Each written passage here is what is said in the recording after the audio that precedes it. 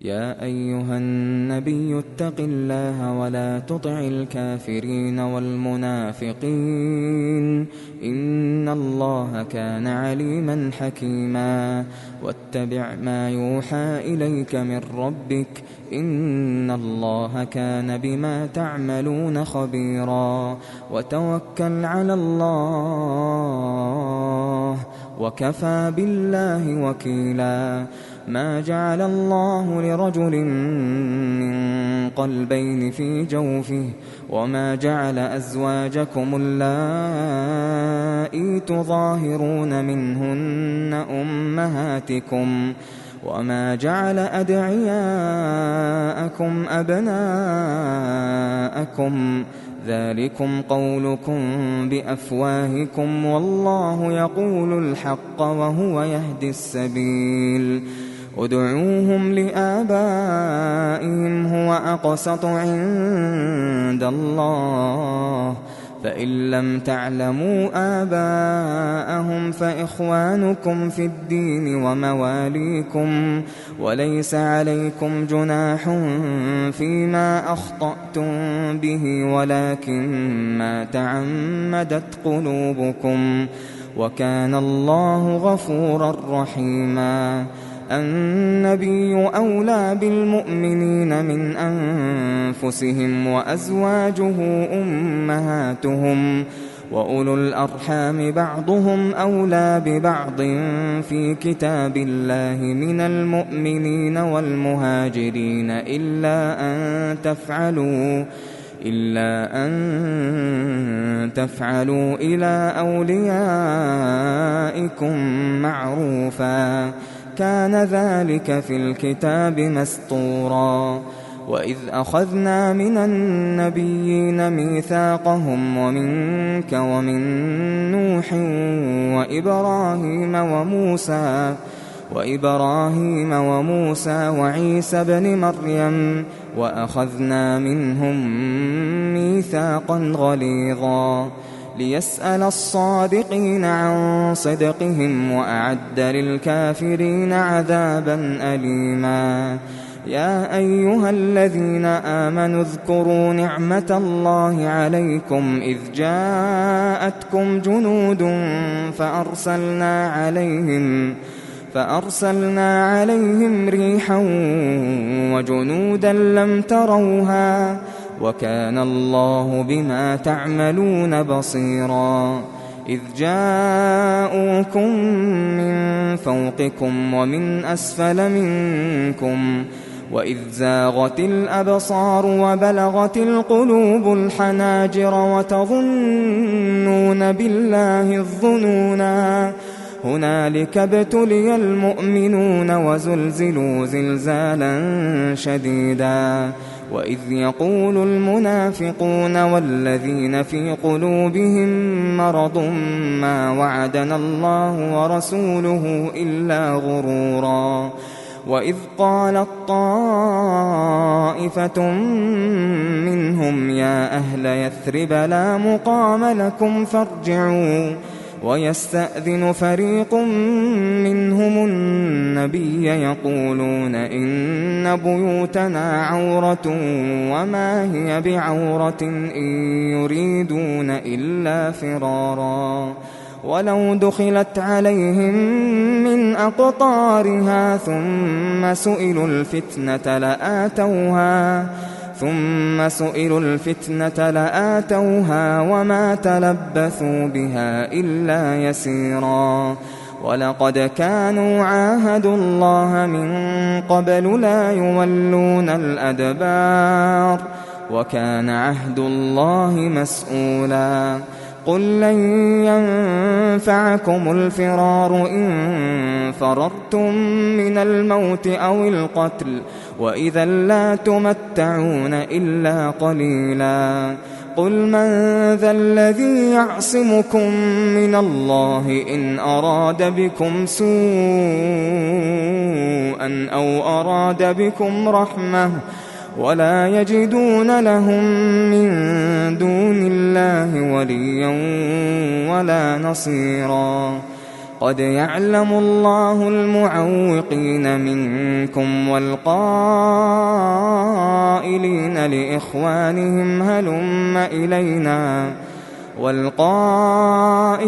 لإخوانهم هلم إلينا ولا يأتون البأس إلا قليلا أشحة عليكم فإذا جاء الخوف رأيتهم ينظرون إليك تدور أعينهم كالذي يغشى عليه من الموت فإذا ذهب الخوف سلقوكم بألسنة حداد أشحة على الخير أولئك لم يؤمنوا فأحبط الله أعمالهم وكان ذلك على الله يسيرا يحسبون الأحزاب لم يذهبوا وإن يأتي الأحزاب يودوا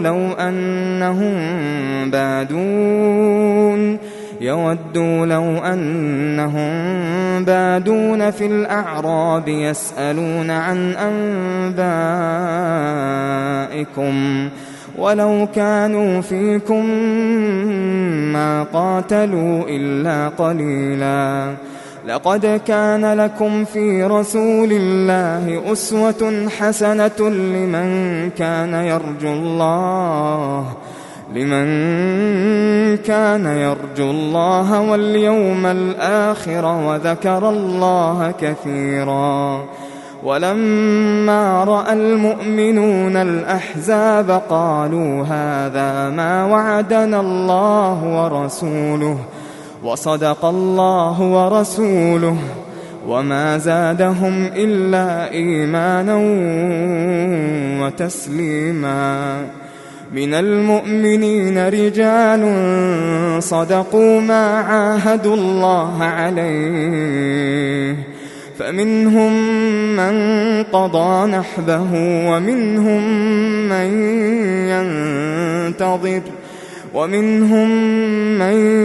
ينتظر وما بدلوا تبديلا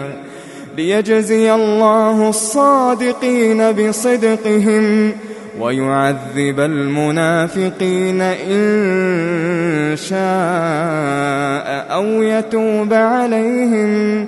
إن الله كان غفورا رحيما ورد الله الذين كفروا بغيظهم لم ينالوا خيرا وكفى الله المؤمنين القتال وكان الله قويا عزيزا وأنزل الذين ظاهروهم من أهل الكتاب من صياصيهم وقذف في قلوبهم الرعب فريقا تقتلون وتأسرون فريقا وأورثكم أرضهم وديارهم وأموالهم وأرضا لم تطئوها وكان الله على كل شيء قديرا يا أيها النبي قل لأزواجك إن كنتن تردن الحياة الدنيا وزينتها فتعالين أمتعكن وأسرحكن سراحا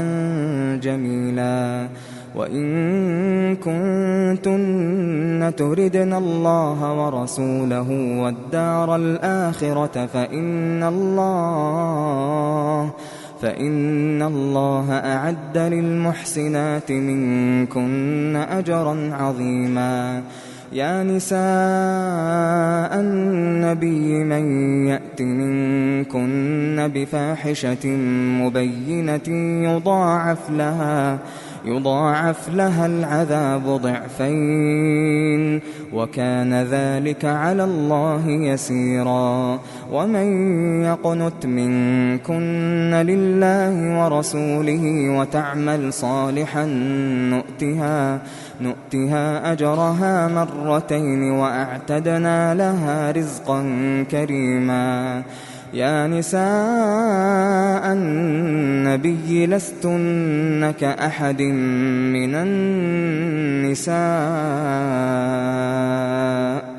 إن اتقيتن فلا تخضعن بالقول فيطمع الذي في قلبه مرض وقلن قولا معروفا وقرن في بيوتكن ولا تبرجن تبرج الجاهلية الأولى وأقمنا الصلاة وآتينا الزكاة وأطعنا الله ورسوله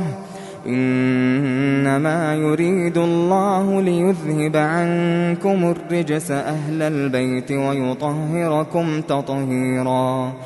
واذكرن ما يتلى في بيوتكن من آيات الله والحكمة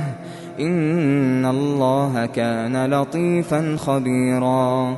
إن المسلمين والمسلمات والمؤمنين والمؤمنات والقانتين والقانتات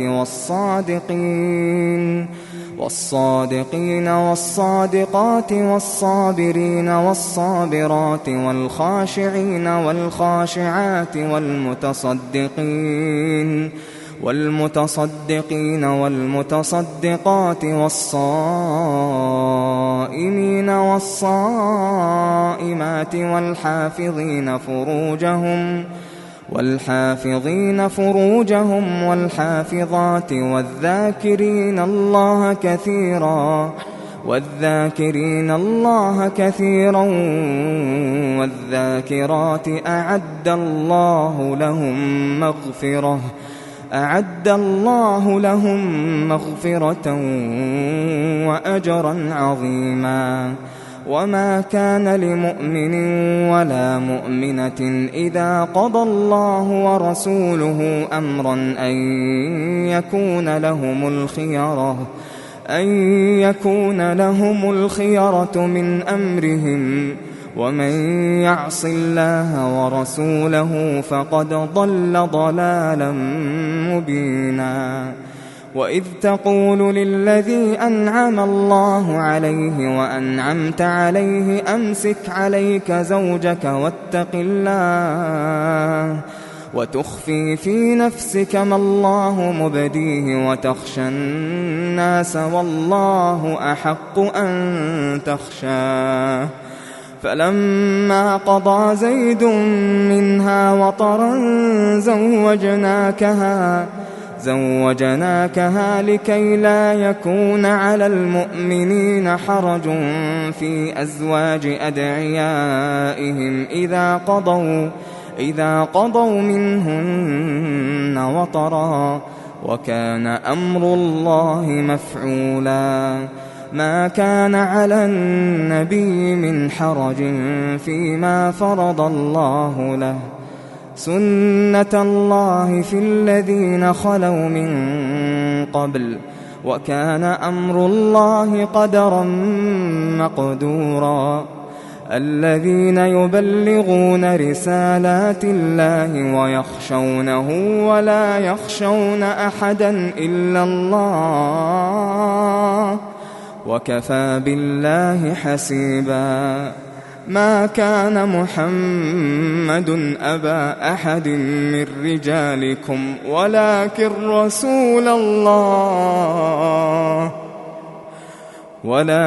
رسول الله وخاتم النبيين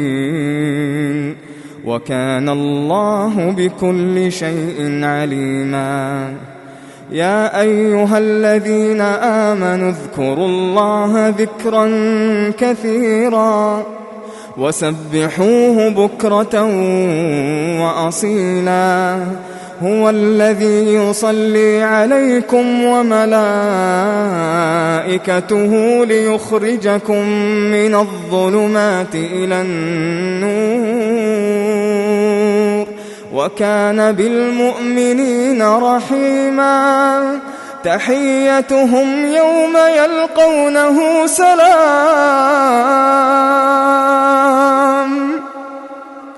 وأعد لهم أجرا كريما يا أيها النبي إنا أرسلناك شاهدا ومبشرا ونذيرا وداعيا إلى الله بإذنه وسراجا منيرا وبشر المؤمنين بأن لهم من الله فضلا كبيرا ولا تطع الكافرين والمنافقين ودع أذاهم وتوكل على الله وكفى بالله وكيلا يا أيها الذين آمنوا إذا نكحتم المؤمنات ثم طلقتموهن من قبل أن تمسوهن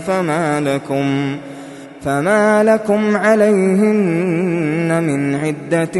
تعتدونها فمتعوهن وسرحوهن سراحا جميلا يا أيها النبي إنا أحللنا لك أزواجك اللاتي آتيت أجورهن وما ملكت يمينك مما أفاء الله عليك وبنات عمك وبنات عماتك وبنات خالك وبنات خالاتك اللاتي هاجرن معك وامرأة مؤمنة إن وهبت نفسها للنبي إن أراد النبي أن يستنكحها خالصة لك من دون المؤمنين قد علمنا ما فرضنا عليهم في أزواجهم وما ملكت أيمانهم لكي لا يكون عليك حرج وكان الله غفورا رحيما ترجي من تشاء منهن وتؤوي إليك من تشاء ومن ابتغيت ممن عزلت فلا جناح عليك ذلك أدنى أن تقر أعينهن ولا يحزن ويرضين بما آتيتهن كلهن والله يعلم ما في قلوبكم وكان الله عليما حليما لا يحل لك النساء من بعد ولا أن تبدل بهن من أزواج ولو أعجبك حسنهن إلا ما ملكت يمينك وكان الله على كل شيء رقيبا يا أيها الذين آمنوا لا تدخلوا بيوت النبي إلا أن يؤذن لكم إلى طعام غير ناظرين إناه ولكن إذا دعيتم فادخلوا فإذا طعمتم فانتشروا ولا مستأنسين لحديث إن ذلكم كان يؤذي النبي فيستحيي منكم والله لا يستحيي من الحق وإذا سألتموهن متاعا فاسألوهن من وراء حجاب ذلكم أطهر لقلوبكم وقلوبهن وما كان لكم أن تؤذوا رسول الله ولا أن تنكحوا أزواجه من بعده أبدا إن ذلكم كان عند الله عظيما إن تبدوا شيئا أو تخفوه فإن الله كان بكل شيء عليما لا جناح عليهن في آبائهن ولا أبنائهن ولا إخوانهن ولا أبناء إخوانهن ولا أبناء أخواتهن ولا نسائهن ولا ما ملكت أيمانهن واتقين الله إن الله كان على كل شيء شهيدا إن الله وملائكته يصلون على النبي يا أيها الذين آمنوا صلوا عليه وسلموا تسليما إن الذين يؤذون الله ورسوله لعنهم الله في الدنيا والآخرة وأعد لهم عذابا مهينا والذين يؤذون المؤمنين والمؤمنات بغير ما اكتسبوا فقد احتملوا بهتانا وإثما مبينا يا أيها النبي قل لأزواجك وبناتك ونساء المؤمنين يدنين عليهن من جلابيبهن ذلك أدنى أن يعرفن فلا يؤذين وكان الله غفورا رحيما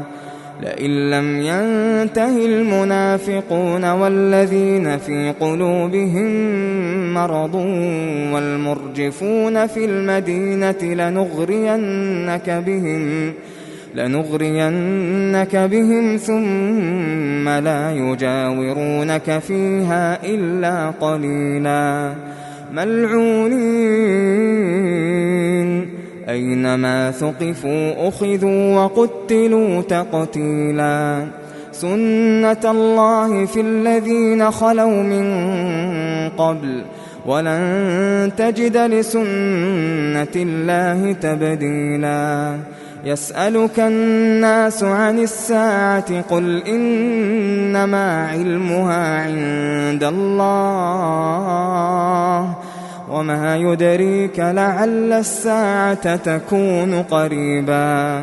إن الله لعن الكافرين وأعد لهم سعيرا خالدين فيها أبدا لا يجدون وليا ولا نصيرا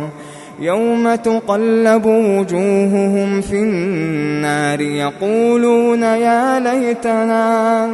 يقولون يا ليتنا أطعنا الله وأطعنا الرسولا وقالوا ربنا إنا أطعنا سادتنا وكبراءنا فأضلونا السبيلا